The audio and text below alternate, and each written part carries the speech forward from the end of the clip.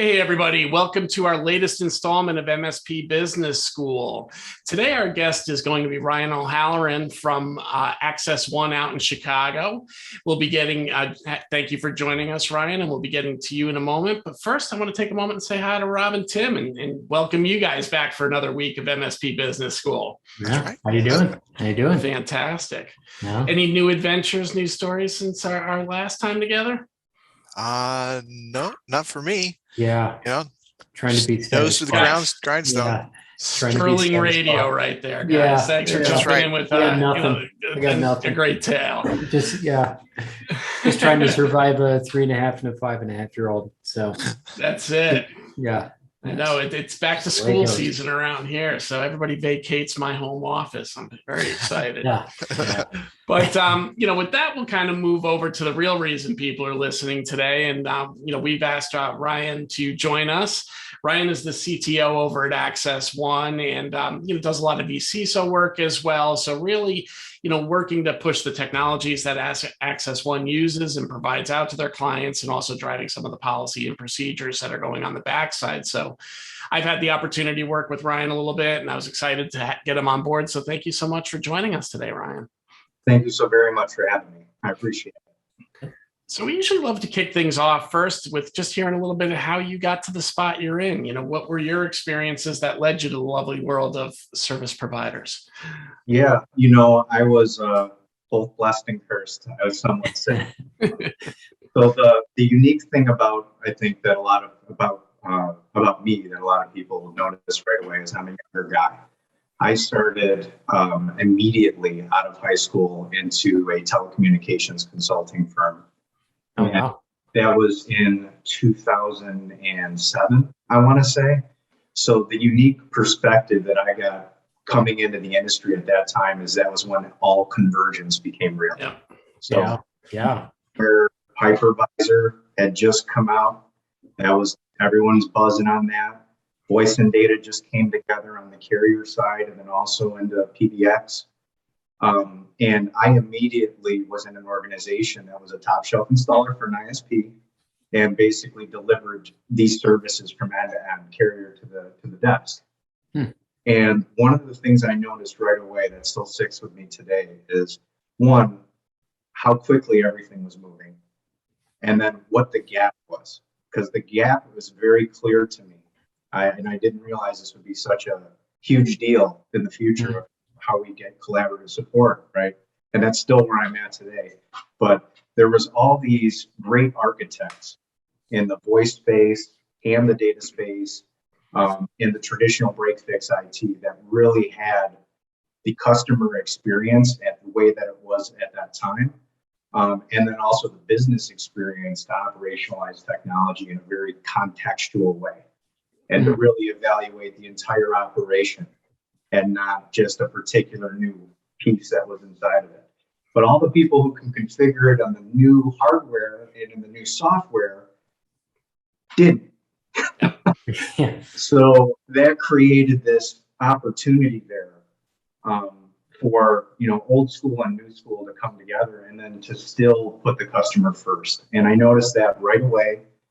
That's all I knew right away. I wasn't privy to anything else. So I noticed that problem, and you'll see I just hung on that thread until this very day. But what happened was, I learned how to punch down phone lines. I ran cable. I did help desk. I did MSP in its early flavor when it wasn't really defined, and when customers were sick of being billed for everything, even though they had this contract now, and all that. That's right. The other holes that were in it. And I just realized, all of these things are so interdependent on one another. And clearly there's going to be a lot of vendors in this mix, right? We have a lot of advantages, but there's also a lot of operational infancy that needs to be addressed in the new model. Yeah. So that being said, then I moved up in my career. I moved on to a lead data center architect for a staffing company, one of the largest staffing companies nationally. And that was like my college. I got my hands on all the big toys, the F5s and storage and truly clustering, the top licenses. And it was amazing again. And I'm very fortunate in that space that they allowed me to literally migrate and refresh everything they had. And the model that they were in required that they would build an MSP-like infrastructure at a national scale. We needed a way to have remote help desk and things like that because they're in over 50 states. And the way the model works is you have an on-site manager that becomes a part of the system, and you want to keep the technology consistent. And it was a challenge. So it was almost like I was building the infrastructure for an MSP because that was the way it needed to be addressed. And then their technology had to go completely from zero to hero. So that was an awesome experience. So I'm going to stop you there for a minute, Ryan, because there's a couple of things I want to touch upon in what you shared in your background. I think you hit on two things when you talked about your first job. I think that 2007, 2008 time period was an incredible time of change, where it really did move from the traditional box pushing to really having to start crafting solutions. Because even though it was still in its infancy, that was kind of that hybrid format. And you really saw that's where a lot of the cream rose to the top, and a lot of the MSPs shook out of the marketplace at that same time. And really what you hit was like right on the head with you had these guys that just tactically fixed things, right? Turn the screwdriver, and that was the approach they had. And sometimes they couldn't see the forest beyond the trees. And I think that's really what the MSPs of that next generation really were able to bring to the customer, this concept of going, hey, it's not just about replacing this box because you're going to put this new application, but there might be a new way. It's not just get a new phone system because it's time to get a new phone system, but there could be a way to broaden it out. So, I don't want to overlook that was an incredible period of change. And, it sounds like you're in a fortunate place at that point in time. Then I don't want to overlook the data center side of things too, because when you really look at the data center world, it takes everything you're doing in a local environment and basically scales it by 10x, right? You're still talking about the same kind of concepts, but it also gives you an interesting perspective when you return or when you go back into an MSP environment, because now you've seen the big picture and you really understand, the needs for redundancy and where things can be and really what a good architecture looks like to keep that contiguous progress. Now you can come back into it and say, well, how do we translate this in a way that, regular business can afford? Yeah, 100%. And that was exactly what happened to me. I don't feel like it was I was paying attention at that level and realizing that vision for the enterprises and the mid-markets is a long-term vision, and there's a lot of red tape to cut through there. And that's no idea that stuff even exists. So we needed a labor of love to educate.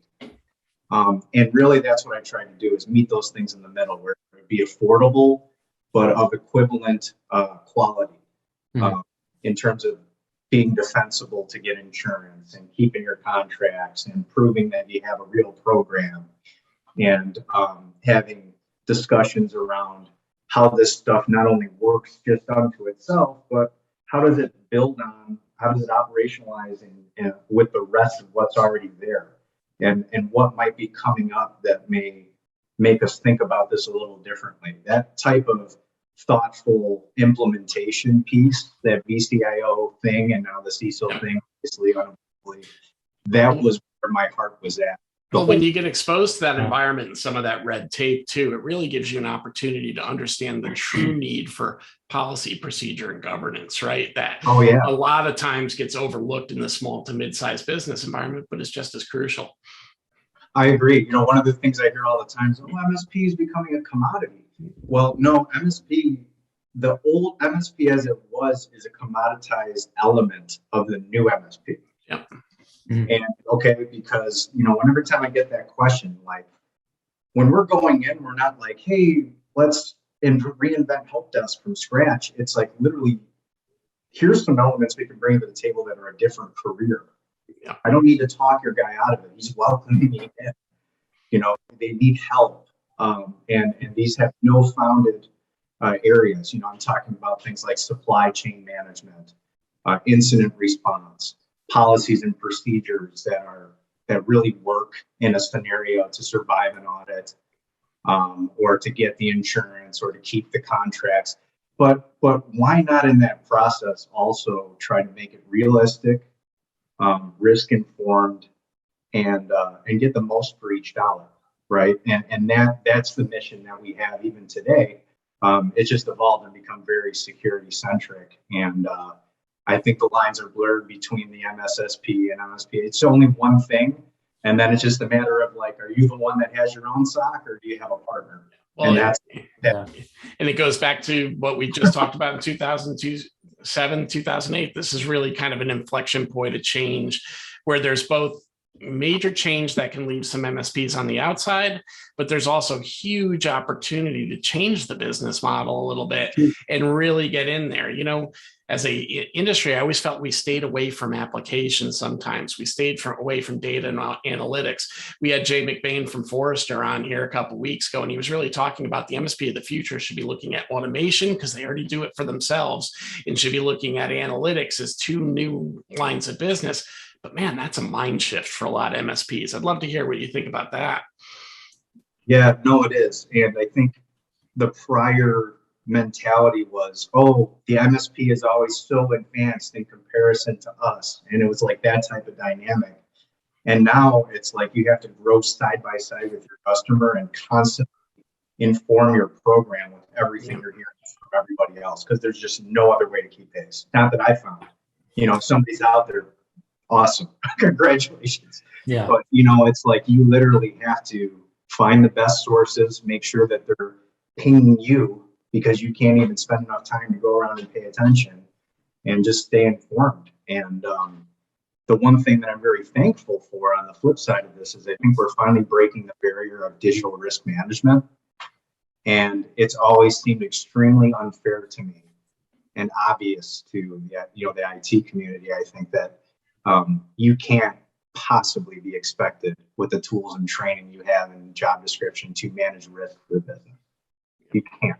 You shouldn't. Yeah.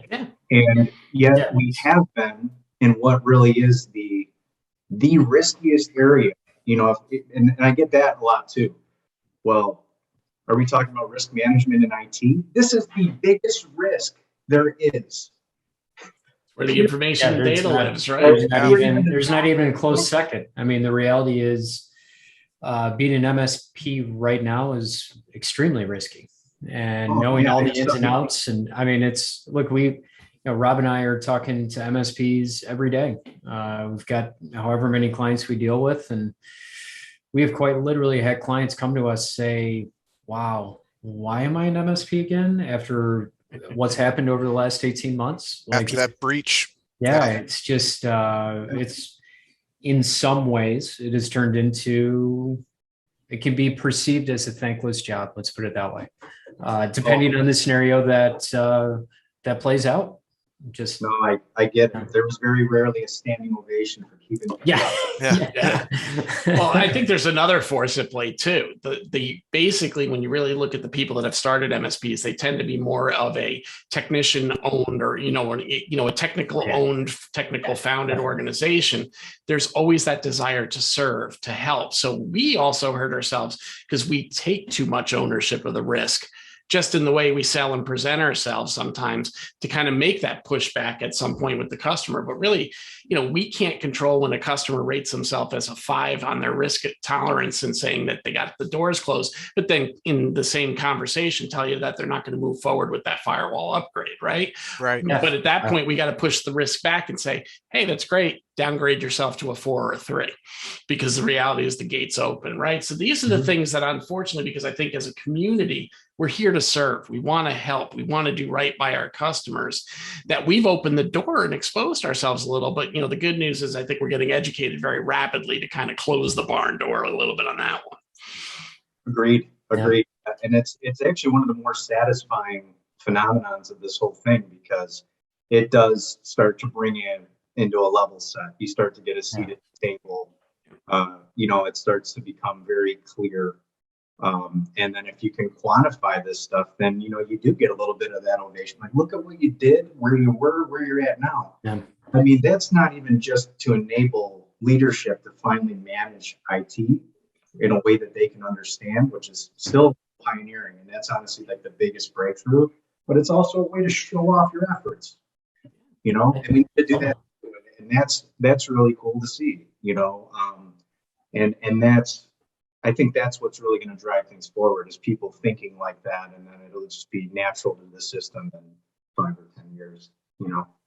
So maybe let's shift gears a little bit because I know we kind of paused you in your background. Tell us a little bit about what you're doing at Access One now, and then maybe share with us something that's been a big event that's kind of helped change the way Access One's operating, or help move it, or even one of those tough events that obviously we all learn from. Love to understand a little bit about that. Oh yeah, the greatest wisdom comes from the pain. No doubt. That's 100% real.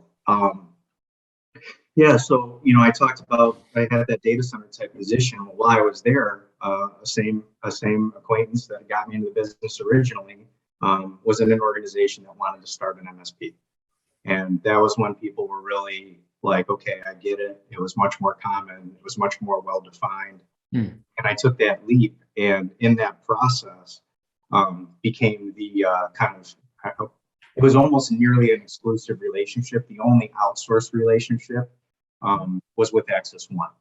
So I won an RFP for them because they knew that they wanted to shift over into an IT-centric organization, have a whole cast of unified communications and telecom that was very successful. And at first, it's not tenable to just jump in and get started. Right. Right. They got to get used to it and start embracing it in their culture, and then you can kind of move over. So in that process, that's really what happened. And then there's like 10 years of history there now, even though I've been full-time in the organization for about 6, nearly 7 now. Those 3 or 4 years I spent at that other company, we're still extremely tethered to Access One. So interesting. full time, that's been the experience is us just going back and forth, and they liked that sauce of the customer experience. And even though we keep changing the stuff it's radically different, the stuff we're supporting, implementing now from what we were, I'd like to think that the goal was the same. We were trying to take something very advanced and something very complicated and make it consumable with some level of customer service on behalf of all this other stuff, and come up with some type of reference architecture for that to get the job done. And I still think it's the same. I really do. It just becomes more pronounced of an issue, which is good, right? Because our mission becomes clearer and more relevant. So what? So you're the CTO within Access One right now. Like what's how are you interacting with the clients on a daily, weekly basis, and what does that look like? Yeah, it's really interesting. I have a ton of clients under the magnifying glass right now. With everything going on out there, there's so much activity and stimulation from the vendors and partners of all clients. I've been on the receiving and an analyzing and fulfilling end of that on a regular basis for some time now, including for the customers that aren't just MSP customers. For us, I handle that. And those activities have driven rapid adoption of controls with specific focus, because those are table stakes, at this point, and also rapid adoption of frameworks. One of the things that we do well is we provide a structure, almost like a ramp camp. Right? A little plug. I see what you did there. Yeah. It's like you're a personal trainer and you got a program and you find a way to, force discipline and keep it going and get to the outcome with the least amount of friction possible. And I think that the acknowledgement of where the maturity level is right now, which is, I have some good controls in place. We're well informed that we need to do something, and now we're motivated to do something, but maybe I can't show it to you yet.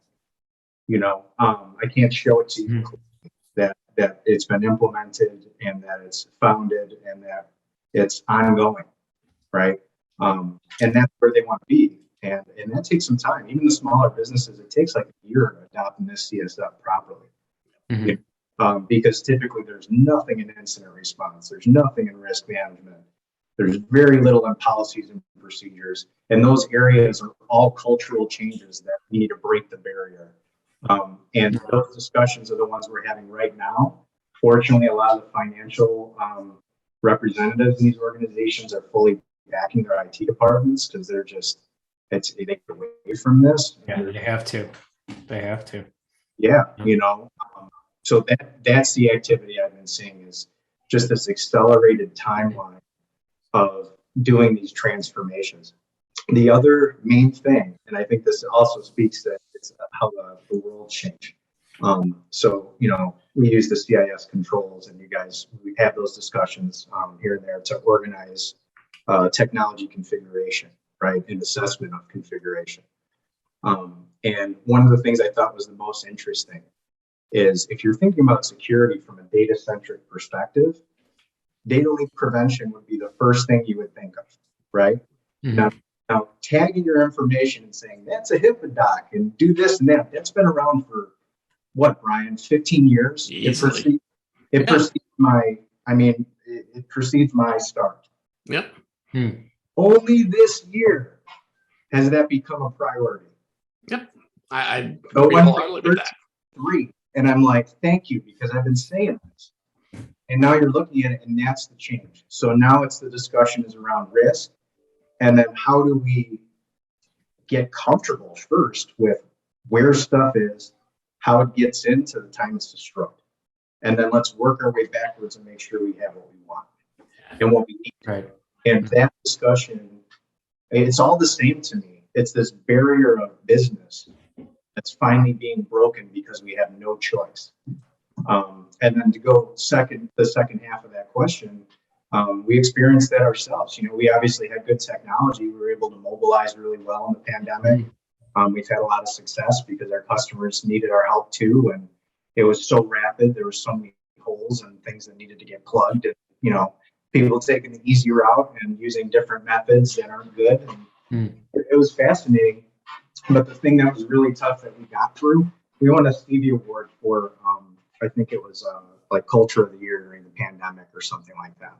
And one of the things that really, I think our customers got about us specifically is we gave a lot of flexibility in that period. Flexibility in contracts, flexibility in the understanding, flexibility in the commitments.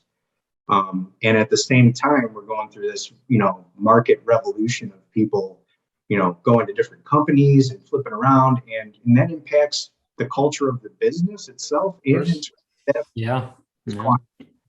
And enduring that, and then also figuring out, you know, what is the more human-centric, you know, task-oriented type of a workplace to be able to onboard people remotely and keep people engaged and find the right balance of that. That was the most significant experience in a long time, because to me, it finally pushed, I think, what we consider the digital transformation. You know, everybody's used that term. Yeah. One of the things that's kind of interesting to me is I feel like the vision of that finish line didn't really change that much. We haven't gotten there yet. Yeah. But once we're fully collaborated and integrated and everything has an API, the marketplace allows us to move stuff around. It's going to go back to business theory, you know, and more development and stuff like that. And I'm really trying to have those discussions to prepare myself for the future and get the clients to think about things a little differently, you know. And that's been tough all around. It's been a constant lessons learned, lessons incorporated experience. Yeah, I mean, you know, the COVID impact all around obviously was huge, but when you really look at, you know, how it impacted business, it certainly accelerated some of the digital transformation that had been lagging out there, but it also really opened up what you talked about with your culture conversation. This was a human problem, right? People mattered more than we probably gave them credit for during COVID, and thought about them differently than sometimes we did within our four walls, because we saw them every day and they got to go home. But now you're really talking about this disparity of people are distant. Some of our people that are on our team are truly solo at home, you know, locked up for 6 months. And as this onset was here, as one person households. And when you really take those things into account and see how you've got to have this happy balance, if you're going to run a nice workspace and accommodate your customers, you really have to have this happy balance of, having human spirit as well as technology tools. And, when you look at our customers, I think they've all looked at it a little bit differently too. It certainly got them looking at remote work, but it also got them looking at their cultures and their security and saying, hey, this is now wider spread. And I think these things that we've been putting Band-Aids on at little points within our network, we got to look at a way to really organize. And I think that's really what's also accelerated the security conversations in an earnest format. Yeah, definitely. The difficulty's always been in the adoption, successful adoption of the technology. And then now they're adopting not only rapidly, they're adopting in a disruptive culture that they haven't established. It's one that we're all figuring out. And honestly, I think that did a lot of good for the business and business in general, because I think it allowed us to focus on other pieces that are necessary to have a good experience in this community. Mental health, different strategies, collaboration, camaraderie, right? Team spirit, recognition. I mean, that's the stuff that's going to drive us to the future, in my opinion. And I think save a couple industries. The hospitality and entertainment obviously took a pretty heavy chin.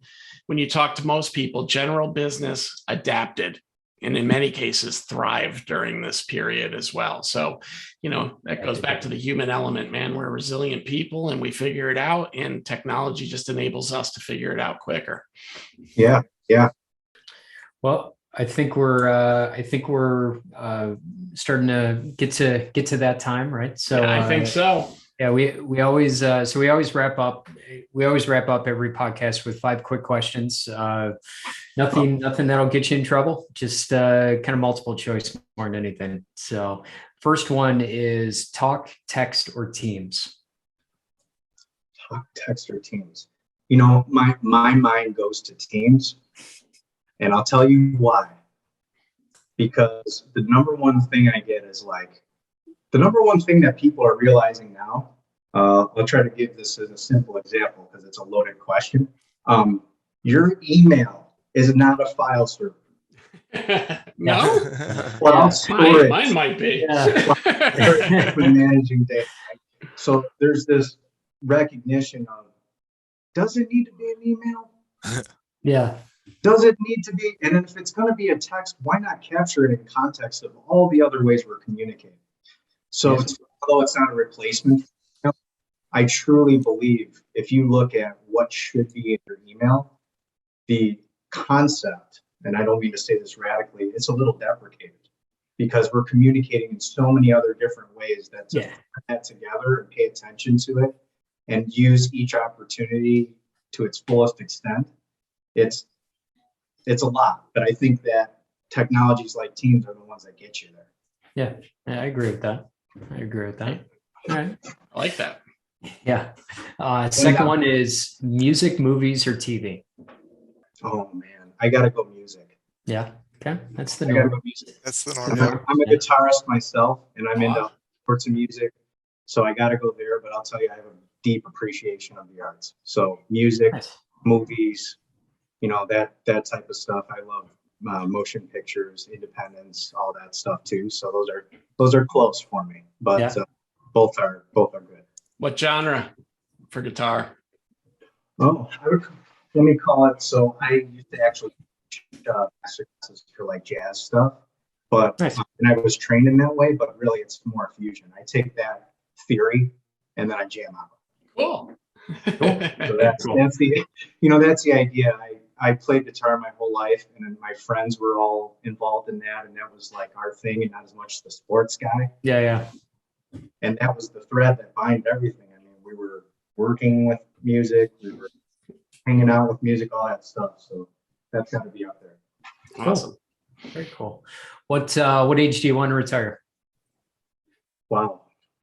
I'm not one. I think I'm getting to know myself more over time. And I originally thought, wow, there's so much future in what I'm doing and in the industry I got into and stuff like that I could, I could have a different outlook on what I wanted to do one day. But I think the reality of it is I want to continue to work with people and drive some type of outcome that keeps me interested. Yeah. And this industry's been good to me in that way. You know, I love just as much as fixing whatever it is, like taking the tour of the marshmallow factory, you know, all that stuff is awesome. Right. So I really want to continue to do that and feel like I drove a difference in some way. And I don't think I can walk away from that entirely. So if I do, I wouldn't really be retired. I'll just maybe open a coffee shop where I'll go. Yeah, that's fair. That's fair. Windows or Mac? I'm a Windows guy. Yeah, yeah. I really am. Most are. Yeah, I am a Windows guy. No, no squawks with the Mac stuff. My wife had me get on board. You know, I have 2 daughters and stuff. So for family collaboration, it really works out nicely. But I haven't flipped it on my laptop. Yeah. I went through a phase, you know, got a little crazy with Linux at 1.2. Now I'm just like, okay, calm down. You know, stay with Windows for now. So if you could do anything outside of tech, what would it be? Be a musician. Yeah, I kind of figured you were going that way. It was a bit loaded. You already kind of led us with that one. Yeah, I mean, I was very seriously going to go for school for that, and you know, I was taking it extremely seriously. It was ingrained in my system, and I just ended up taking that different direction, which has been great to me. Don't get me wrong. I can't imagine being a musician during the conditions of the last year and a half, and a lot of those seriously, they're not even coming back because they're so scared of the volatility again. Not to mention the whole market's so much different than it once was. It's not really in favor of the musician anymore. Yeah. Friends that did that more full time, like even doing well in that industry, playing weddings, making, you know, doing the other things. Yeah, they're also doing other things, of course. And yeah, it's just different. You almost have to. The passion's still alive, though. It's still there. Yeah. Awesome. Cool. Very cool. Never lose the passion. That's the key. Yeah. Right. Okay. Well, we're coming up to the end here, Ryan. I want to thank you very much for joining us today. For anyone who's looking to get in touch with Ryan, we will be including his LinkedIn profile with the podcast. Also, you can get this episode on MSP Business School or anywhere that you get your podcast. Ryan, before we break away, you have any closing thoughts? Man, I would just say continue to educate your partners in any level that you can, just on what's going on. Because one of the things that I think is understated is we're holding information back in this community because of the security fears. But the reality is no one gets any better or evolves unless we share that information too. So involve others in your discussions and then try to get that information to come to you, even if you don't have time to look for it. I think I very seriously take it. I see it to be it's a human issue, right? It's like the biggest risk and defines our economy at this point. So I do look at it from that very human angle and want to continue to drive that discussion just for the sake of it's the right thing to do, in my opinion. All right. Well, thank you for joining us today. Yeah. This was awesome. Yeah. This is a good one. Fantastic time. Thank you so much. Yeah. Thank you for coming on, for sure. All right. We'll catch everybody on the next episode.